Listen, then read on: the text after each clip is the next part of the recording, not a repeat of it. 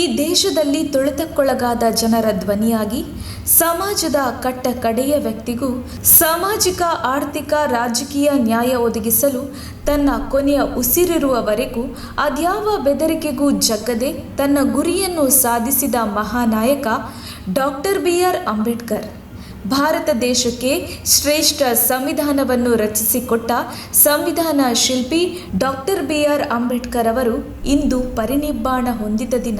ನಾನು ನನ್ನ ಜೀವನವಿಡೀ ತುಂಬ ಪರಿಶ್ರಮ, ದುಃಖ, ದುಮ್ಮಾನಗಳನ್ನು ಎದುರಿಸಿ ನನ್ನ ವಿರೋಧಿಗಳೊಡನೆ ಹೋರಾಡಿ ಈ ವಿಮೋಚನಾ ರಥವನ್ನು ಇಲ್ಲಿಗೆ ತಂದು ನಿಲ್ಲಿಸಿದ್ದೇನೆ. ನಿಮಗೆ ಸಾಧ್ಯವಾದರೆ ಮುನ್ನಡೆಸಿ, ಇಲ್ಲದಿದ್ದರೆ ಇಲ್ಲಿಯೇ ಬಿಟ್ಟು ಬಿಡಿ. ಆದರೆ ಯಾವ ಸಂದರ್ಭದಲ್ಲೂ ಈ ರಥ ಹಿಂದಕ್ಕೆ ಹೋಗಲು ಬಿಡಬೇಡಿ. ಇದು ಬಾಬಾ ಸಾಹೇಬರ ಕೊನೆಯ ಮಾತು. ಈ ಮಾತನ್ನು ದೇಶದಲ್ಲಿ ಪ್ರತಿಯೊಬ್ಬರೂ ಈ ದಿನ ನೆನಪಿಸಿಕೊಳ್ಳುತ್ತಾರೆ. ಆದರೆ ಈ ಮಾತಿನ ಹಿಂದಿನ ಇತಿಹಾಸವನ್ನ ತಿಳಿದವರೆಷ್ಟೋ? ಈ ಮಾತಿನ ತಾತ್ಪರ್ಯವನ್ನರಿತು ಅದನ್ನು ತನ್ನಲ್ಲಿ ಅಳವಡಿಸಿಕೊಂಡವರೆಷ್ಟು ಅನ್ನೋದನ್ನ ನಮ್ಮಲ್ಲಿ ನಾವು ವಿಚಾರಿಸಿಕೊಂಡರೆ ನಮಗೆ ವಾಸ್ತವಾಂಶ ಅರ್ಥವಾಗುತ್ತದೆ.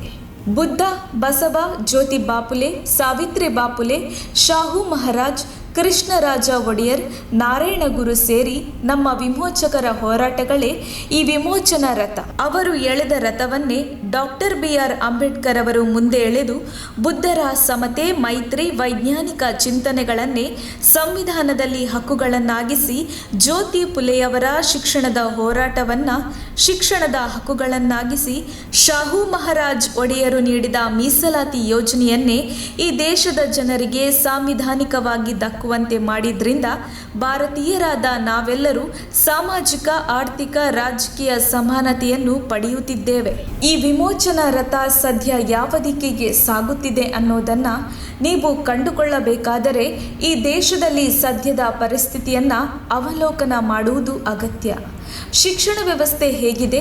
ಇಲ್ಲಿ ಉಚಿತವಾಗಿ ಉನ್ನತ ಗುಣಮಟ್ಟದ ಶಿಕ್ಷಣ ಸಿಗುತ್ತಿದೆಯೇ ಅನ್ನೋದನ್ನು ಗಮನಿಸಿ. ಖಾಸಗೀಕರಣದಿಂದ ಮೀಸಲಾತಿ ಉಳಿಯುವುದೇ ಯೋಚಿಸಿ.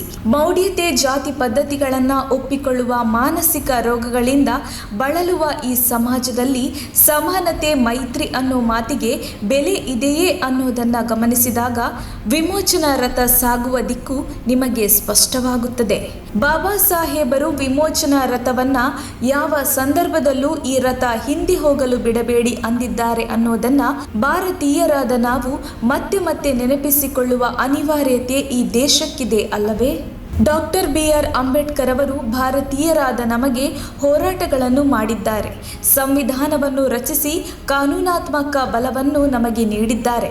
ಮತದಾನದ ಹಕ್ಕು ನೀಡಿ ಈ ದೇಶವನ್ನು ಯಾರು ಬೇಕಾದರೂ ಆಳಬಹುದು ಅನ್ನೋದನ್ನು ತೋರಿಸಿಕೊಟ್ಟಿದ್ದಾರೆ. ಆದರೆ ಅದೇ ಅಂಬೇಡ್ಕರ್ 1952ರಲ್ಲಿ ಸಾರ್ವತ್ರಿಕ ಚುನಾವಣೆ ಮತ್ತು 1953ರಲ್ಲಿ ನಡೆದ ಉಪಚುನಾವಣೆಯಲ್ಲಿ ಸೋಲು ಕಾಣುತ್ತಾರೆ.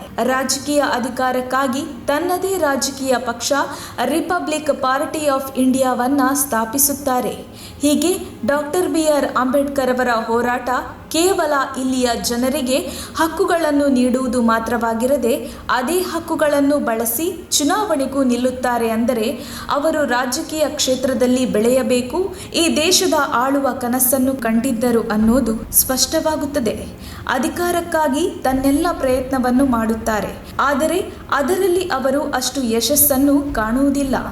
1956ರಲ್ಲಿ ಅವರು ಮತ್ತೊಂದು ಪರಿವರ್ತನಾ ಕ್ರಾಂತಿಯನ್ನು ಮಾಡಿ ತನ್ನ 5 ಲಕ್ಷಕ್ಕೂ ಹೆಚ್ಚು ಅನುಯಾಯಿಗಳೊಂದಿಗೆ ಬೌದ್ಧ ಧರ್ಮವನ್ನು ಸ್ವೀಕರಿಸಿ ವಿಮೋಚನಾ ರಥವನ್ನು ಇನ್ನಷ್ಟು ಮುಂದಕ್ಕೆ ಎಳೆಯುವ ಪ್ರಯತ್ನ ಮಾಡುತ್ತಾರೆ.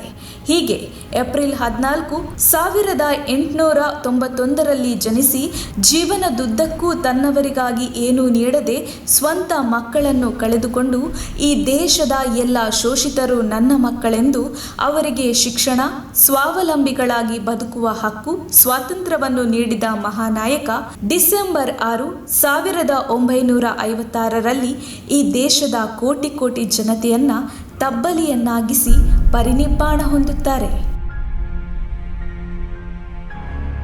ಬುದ್ಧರಿಂದ ಪ್ರಾರಂಭವಾದ ವಿಮೋಚನಾ ರಥ ಡಾಕ್ಟರ್ ಬಿ.ಆರ್. ಅಂಬೇಡ್ಕರ್ ವರೆಗೆ ಮುಂದುವರೆದು ನಿಲ್ಲುತ್ತದೆ. ರಥ ಮುನ್ನಡೆಯಲು ಪ್ರಬುದ್ಧ ಭಾರತದ ಯುವ ಕನಸುಗಳು, ಮನಸ್ಸುಗಳು ಜಾಗೃತವಾಗಬೇಕಿದೆ. ನಿಮಗಿದು ನಮನ. ಜೈ ಭೀಮ.